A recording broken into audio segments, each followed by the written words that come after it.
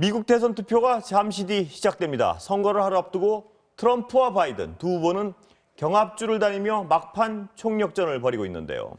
국제팀 기자와 함께 자세한 내용 살펴보겠습니다. 한수영 기자, 어서 오세요. 자, 미 대선 투표 잠시 뒤 2시부터 시작되죠? 우리 시각으로요. 네, 투표는 미국 시간으로 3일 0시, 우리 시간으로 오늘 오후 2시부터 시작됩니다. 미국은 지역별 시차가 있고 또 주별로 정해진 투표 시간이 제각각이라서 우리처럼 같은 시간에 일괄적으로 투표가 진행되지는 않는데요. 제일 먼저 시작되는 곳은 미국 북동부 뉴햄프셔주의 딕스빌 노치라는 작은 산간 마을입니다. 과거에 광산이 있던 마을인데 자정에 투표하고 이른 새벽에 일터로 가던 전통이 계속 유지되고 있는 겁니다. 나머지 지역들은 동부부터 중부를 거쳐 서부까지 50개 주 전역에서 순차적으로 투표가 진행되고요. 우리 시간으로 내일 오전 8시부터 투표가 마감됩니다. 마지막은 내일 오후 1시 캘리포니아, 하와이를 거쳐서 오후 2시에 알래스카에서 모든 투표가 종료됩니다. 네, 그러면 이 투표가 마무리될 때까지 시간이 좀 걸릴 것 같은데요. 출구조사는 어떻게 진행됩니까? 네, 미국 대선 출구조사는 주마다 개표 직후에 또 순차적으로 발표되는 시기입니다. 일반적으로 출구조사는 주요 언론사들로 구성된 미국 선거 풀단이 공동으로 진행을 했는데요. 올해는 ABC와 CNN, NBC, CBS 등 4곳이 공동 출구조사에 참여합니다. 2016년 대선 때는 50개 주 가운데 28개 주에서 출구조사를 했는데 올해도 아마 비슷한 수준이 될 것으로 관측이 됩니다. 하지만 출구조사 발표 시간이 아직 정해지지 않았고 또 주별로 달라서 그때그때 좀 상황을 주시해 봐야 합니다. 지난 대선 때와 만약에 비슷하다면 우리 시간으로 내일 오전 9시부터 동부부터 출구조사 결과가 발표될 것으로 보입니다. 자, 그렇다면 시차도 있고요. 투표 시간도 다른 만큼 개표 결과도 주별로 다르게 나타날 텐데요. 가장 궁금한 건 당선자 윤곽 언제 나올까? 이 부분 아니겠습니까? 네, 미국도 개표 작업도 또 주별로 투표가 마감되는 대로 순차적으로 진행이 됩니다. 지난 대선을 보면은 오후 1시쯤에 플로리다 개표 결과가 나오면서 오후 4시 반쯤에 힐러리 클린턴 측이 승복 선언을 했습니다. 하지만 이번 선거는 또 다를 거라는 관측이 많습니다. 특히 올해는 코로나19 확산 때문에 사전투표, 특히 우편투표가 증가하면서 이미 9천만 명이 넘게 사전투표에 참여했습니다. 지난 대선 총 투표수의 60%를 훌쩍 넘은 규모인데 우편투표를 개표하다 보면은 당일 출구조사 결과가 또 뒤집힐 수 있는 가능성도 있습니다. 그런데 이 우편투표의 배달 지연 사태가 곳곳에서 잇따르면서 최종 개표가 더 늦어질 수도 있다는 관측까지 나오고 있습니다. 특히 핵심 경합주인 펜실베니아에서는 선거일 사흘 뒤까지 도착하는 우편투표까지 인정해주기로 했는데요. 여기다가 트럼프 대통령이 개표가 종료되기 전에 자신이 이기는 것처럼 보이면 승리 선언을 하겠다. 이런 보도도 나왔거든요. 그래서 최악의 경우에는 트럼프 대통령이 승리를 선언했는데 바이든 후보가 실제 당선되는 그런 황당한 상황도 발생할 수 있습니다. 자, 그렇다면 승부처랄까요? 경합주, 어딜 눈여겨봐야 됩니까? 네, 미국은 승자 독식이라는 특이한 선거 제도가 있는데요. 그렇기 때문에 경합주에서 이기는 게 매우 중요합니다. 플로리다와 펜실베니아, 노스캐롤라이나, 미시간, 애리조나, 위스콘신 등 6개 주가 전통적인 경합주로 분류되는데요. 이번에 특히 주목해야 할 곳이 플로리다와 펜실베니아입니다. 트럼프 대통령과 바이든 후보도 막판까지 유세에 공을 들인 지역이 이 두 지역인데요. 2016년 대선에서도 플로리다는 개표가 80% 가까이 진행된 시점까지 초접전 양상을 보였습니다. 또 경합주는 아니지만 새로운 격전지로 떠오르는 아이오와와 조지아, 오하이오의 결과도 주목해야 됩니다. 특히 오하이오를 잡아야 미국 대선에서 이긴다 이런 말이 있을 정도로 오하이오는 중요한 지역으로 꼽히고 있습니다. 그리고 전통적인 공화당 텃밭이었던 텍사스도 이번에 변수로 떠올랐습니다. 최근 여론조사 추이를 보면 텍사스에서 바이든이 트럼프와의 격차를 많이 좁힌 것으로 나타나서 만약 바이든이 이 텍사스에서 이긴다면 승리는 확정된 것으로 봐도 된다는 말도 나오고 있습니다. 네, 이번 미국 대선은 가장 최악의 분열 양상을 보이고 있다. 이런 얘기가 나오고 있는데요. 대선 끝난 뒤에 어떤 내전 사태 비슷한 사태까지 올 수 있다. 이런 분석도 있던데 어떻게 보십니까? 네, 투표를 앞두고 미국 곳곳에서 폭력 사태가 벌어지고 있는데요. 버지니아주에서는 차량 선거 운동에 나선 트럼프 대통령 지지자들이 반트럼프 유권자들에게 총을 쏘고 체류액을 분사하는 사건이 벌어졌고요. 캔자스주에서도 트럼프 대통령 지지자가 자신의 집 앞에 있던 트럼프 지지 팻말을 훔쳤다면서 남성들에게 총을 쏴서 3명이 부상을 당했습니다. 앞서 FBI는 텍사스에서 바이든 후보 유세 버스를 쫓아가면서 위협한 트럼프 대통령 지지 차량 관련해서 수사도 착수했는데요. 이렇게 곳곳에서 폭력이 잇따르면서 일부 주에서는 벌써 곳곳에 주 방위군을 배치하고 선거 직후 소요 사태에 대비하고 있습니다. 네, 한수영 기자 수고했습니다. 이어서 우정엽 세종연구소 미국 연구센터장과 이야기 나눠보겠습니다. 어서 오세요. 안녕하세요. 자, 여론조사부터 분석해 볼까요? 지금 현재 전국 여론조사는 예. 이제 바이든 후보가 한 10% 가까이 앞서고 있습니다. 예. 근데 이제 2016년의 결과에서 보듯이 사실 전국 여론조사는 판세를 읽는 데는 도움이 되지만 그 선거인단이라는 제도 예. 때문에 그것이 결과를 결정지어주지는 못하는 것이죠. 그래서 지금 이야기했던 그 경합주들에서의 여론조사가 이제 어떻게 되어가고 있느냐 하는 문제가 중요한데 현재까지의 상황은 그래도 바이든 후보에게 꽤 유리한 여론조사들로 보도가 되고 있습니다. 자, 센터장님.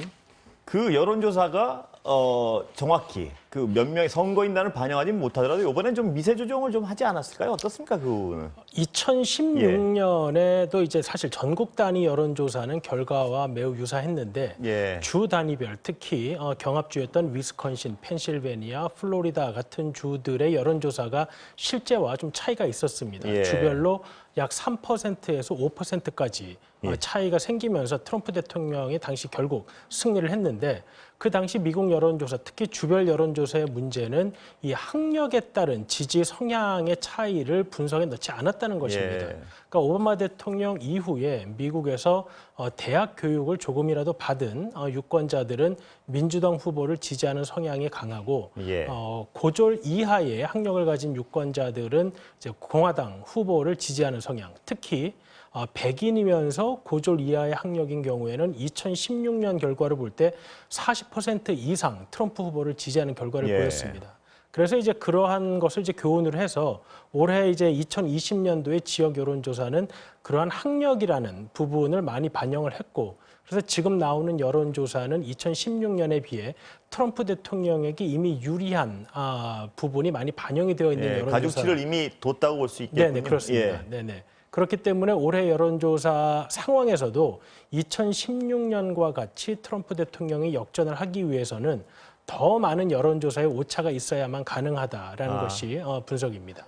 거꾸로 얘기하면 이번 여론조사는 16년보다는 훨씬 더 비슷할 것이다, 정확할 것이다 이런 예측이 가능한 상황이네요. 여러 가지 변수를 감안했을 테니까요. 네, 그렇습니다. 그러니까 트럼프 대통령에게 불리했던 부분을 이미 예. 반영을 했기 때문에 여기서 트럼프 대통령이 이 여론조사 결과와 다른 결과로 뒤집기는 사실상 어렵다라는 분석이 많이 나오고 사실상 있습니다. 어렵다라면 굉장히 어떤 좀 강하게 말씀을 하셔가지고 예.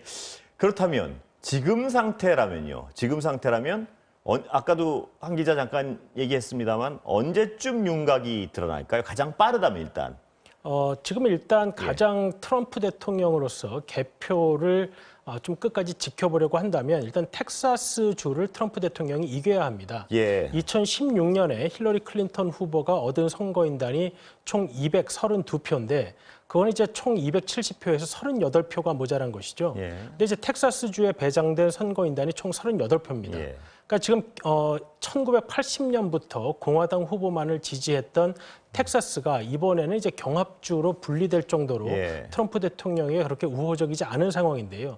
만약에 개표 결과 텍사스주가 바이든 후보에게 넘어간다면 사실 이미 270표가 채워졌다고 볼 수 있기 때문에 예. 더 이상의 개표가 무의미한 상황이 되어버립니다. 근데 이제 만약 트럼프 후보가 텍사스주를 얻었다고 한다면 그 다음에 지켜봐야 할 대목은 이제 플로리다주가 될 것 예. 같습니다. 왜냐하면 플로리다주는 29명의 선거인단을 가지고 텍사스 다음에 많은 선거인단을 가지고 있어서 트럼프 대통령이 대역전극을 펼치기 위해서는 플로리다주를 꼭 가져가야만 하는 것이죠. 그래서 만약 또 트럼프 대통령이 플로리다를 못 가져간다라고 할 경우에는 바이든 후보가 아주 낙승 또 이제 대승을 거둘 가능성이 있는 것이고요. 그럼 일찍 선거 결과가 나오겠네요. 그렇게 되면은 아마 우리 시간으로 4일 내일이요? 정오 이전에 결과를 알 가능성도 있습니다. 텍사스와 플로리다를 바이든이 가져가면 내일 낮이면 결과를 알 수 있을 것이다 이 말씀이시죠. 예. 근데 이제 만약에 뭐 바이든 후보로서는 뭐 생각하기 싫겠지만 트럼프 대통령이 원하는 방향으로 투표가 좀 진행이 되어서 많은 주에서 이제 초박빙세를 보이고 개표를 정말 끝까지 다 해봐야 되는 상황이 온다면 예. 2016년에는 그때 조지 W. 부시 후보와 엘고 후보가 플로리다주 개표만을 남겨둔 상황에서 둘 다 270표를 얻지 못했습니다. 예. 그래서 이제 플로리다주 29표가 누구에게 가느냐를 가지고 최종 승자를 결정했는데 올해 만약에 바이든 후보와 트럼프 대통령이 어떻게 보면 좀 고르게 선거인단을 가지고 가고 최종적으로 지금 승패를 결정지을 수 있는 펜실베니아주만 남게 된다면 펜실베니아주가 총 20표인데 예. 그걸 가지고 결정하게 된다면 펜실베니아주는 선거 후 3일까지 도착하는 우편 투표까지도 개표에 포함시켜야 하기 때문에 예. 11월 6일 이후에나 우리가 승자를 알 수 있는 상황이 될 수도 있습니다. 그렇게 되면 적어도 3일, 11월 11월 6일. 6일까지는 계속 지켜봐야 되는 네네. 상황이군요. 만약에 초접전이 되어서 펜실베니아 개표로 결정을 하게 된다면 예. 빠른 게 11월 6일이 되는 것입니다. 그런 상황이 걱정되는 것 중에 하나가 트럼프 대통령이 미리 승리를 선언해버릴 가능성, 뭐 이런 얘기까지 나오고 있지 않습니까? 그 가능성은 어느 정도 있다고 보십니까? 사실 이제 미국의 전통은 일단 패자가 먼저 예. 승복을 선언을 하게 되면 예. 그걸 받아서 이제 승자가 본인의 승리를 선언하는 자축을 하게 되는 것인데요. 예. 2000년의 경우에는 사실 당시 엘고 후보가 미리 승복을 선언했다가 예. 플로리다 개표 상황이 그렇게 돌아가지 않는다라는 보고를 받고 다시 본인의 승복을 거둔 적이 있었습니다. 예. 그렇기 때문에 사실 원래 패자가 먼저 승복을 선언을 해야지만 승자가 승리를 선언하는 것이 관례였는데 지금 나오는 이야기는 트럼프 대통령은 그런 패자의 승복이 없이도 본인이 승리를 선언하겠다라는 예. 것이기 때문에 사실 법적으로는 그렇게 얘기한 건 아니죠, 아직? 네, 아닙니다. 예. 사실 근데 이제 그 캐릭터 때문에 그럴 수 있다는 어떤 예측들이 나오는 거죠, 네네, 지금. 법적으로는 의미가 없지만 정치적 행위로서 그렇게 할 수도 예. 있다라는 것입니다. 예. 그렇게 되면 어떤 거대한 혼란이 불가피할 텐데요. 아마 지금 현재도 예. 보도에서 나왔듯이 많은 미국 국민들이 이 선거 결과에 따라서 폭동에 가까운 양상을 예. 보일 수 있다고 하기 예, 때문에 아까 잠깐 얘기 트럼프 나왔습니다. 대통령의 그러한 행동은 이제 뭐 불에 기름을 붓는 예. 격의 행동이 될 수도 있을 것 같습니다. 뭐 미국을 위해서나 전 세계를 위해서나 그런 일은 일어나지 말아야 될 텐데요. 예. 네, 트럼프 대통령이 오늘 그 펜실베니아의 그 개표 연장과 관련해서 예. 그것은 물리적으로도 위험한 행동이 될 수 있다라고 어떻게 보면 위협에 가까운 예. 이야기까지를 했습니다. 그렇기 때문에 지금 이제 트럼프 대통령을 지지하는 유권자들은 이제 물리적으로 개표를 막아서는 상황까지도 있을 수 있다라는 예. 우려가 나타나고 있는데요. 예. 그것은 뭐 미국뿐만 아니라 미국과 많은 이해관계가 걸려 있는 세계 많은 국가들도 우려를 할 수밖에 없는 상황이라고 볼 수 있습니다. 그런데 올해 미국 선거를 이렇게 보면은 주요 쟁점이요. 트럼프 대통령은 경제를 위로 올리고 싶어 하는 것 같고 바이든 쪽은 코로나를 올리고 싶어 하는 것 같은데요. 여태껏까지 보면 그래도 코로나가 더 어떤 이슈를 선점했다 이렇게 볼 수 있는 건가요? 사실 올 예. 초, 그러니까 한 2월까지 이 코로나가 미국에서 빠르게 확산되기 이전까지는 트럼프 대통령의 재선 전망이 상당히 높았다고 볼 수 있습니다. 예. 왜냐하면 미국의 증시도 호황이었고 실업률도 매우 낮았기 때문에 트럼프 대통령은 그러한 경제적 성과를 바탕으로 재선에 도전하려고 했던 것이죠. 그러다가 이제 코로나가 확산이 되면서 경제도 안 좋아지고 코로나에 대한 미숙한 대응이 이제 도마에 오르게 된 상황입니다. 그래서 이제 바이든 후보 측에서는 트럼프 대통령에 대한 찬반의 성격으로 이번 선거를 규정하려고 했고 예. 그 중심에 트럼프 대통령이 코로나에 잘 대응을 했느냐라는 문제를 맨 위에 올려두고 있습니다. 네. 근데 이제 트럼프 대통령이 바이든 후보에 비해서 유일하게 유권자들에게 인정받는 부분이 경제였기 때문에 트럼프 대통령은 이 코로나라는 주제에서 좀 벗어나서 경제라는 부분을 부각시켜서 본인의 재선의 발판으로 삼고 싶어하는 그러한 전략이었던 것으로 생각이 됩니다. 이 어떤 지표에 따르면 대선 직전에 한 3개월간 주가 지수가 계속 오르면은 현직이 된다 뭐 이런 분석도 있던데요. 지금 그것도 약간 방향성은 뚜렷지 않은 것 같습니다. 보니까 뭐 네, 지금 뭐 네. 워낙에 코로나로 인한 피해가 크고 뭐 전 세계 사망자의 3분의 1 이상이 예. 미국에서 나올 정도로 미국이 세계 최강의 국가라는 면모에 어울리지 예. 않는 코로나 대응 상태를 보여줬기 때문에 미국 국민으로서는 이 코로나에 대한 대응 그리고 코로나로 인한 경제 침체 등에 대한 책임을 묻기 위한 예. 그러한 전략들에 많이 노출이 될 수밖에 없는 상황입니다. 예, 마지막으로 시간은 다 됐는데 질문 하나 드리고 끝내겠습니다. 사전투표가 거의 1억 명에 가까운 사람들이 사전투표를 했습니다. 이건 어떻게 해석해야 되는 건가요? 2016년에는 이제 한 5,800만 정도의 미국 유권자들이 사전 투표를 했습니다. 예. 그러니까 지금 거의 한 4천만 명 이상이 사전 투표를 했다는 것인데요. 물론 이제 당일 투표를 어느 정도 할지는 지켜봐야 되겠지만은 상당히 많은 수의 투표가 증가되었다고 볼 수 있는 것이고요. 예. 그것은 이미 많은 유권자들이 이미 마음을 결정했기 때문에 투표일까지 기다릴 필요 없이 예. 난 투표를 하겠다라는 것과 2016년에 민주당 유권자들이 힐러리 클린턴에 대한 약간의 반감 때문에 투표를 하지 않았던 것이 올해는 이제 트럼프 대통령에 대한 반감이 워낙에 강했기 때문에 젊은 계층과 유색 인종 사이에서 투표율이 많이 증가한 것이 사전 투표의 증가로 이어졌다라고도 볼 수가 있겠습니다. 예, 그 시간은 다 됐는데 사전투표는 압도적으로 민주당 지지표가 많다 이렇게 해석할 수 있는 건가요? 지금 대부분 사전 투표에 대한 여론조사 분석은 민주당 표가 많다라고 보여지고 있습니다. 아, 그 비율은 어느 정도인지 뭐 구체적으로 드러나진 않고요. 주별로 다르긴 하지만 예. 6대 4 정도로 민주당 바이든 후보에 대한 지지가 높다라고 나오고 있습니다. 예, 여러 가지 지표가 바이든을 가리키고 있는 것은 아직까지는 분명한 사실 같습니다. 네, 네, 그렇습니다. 예, 오늘 말씀 감사합니다. 감사합니다.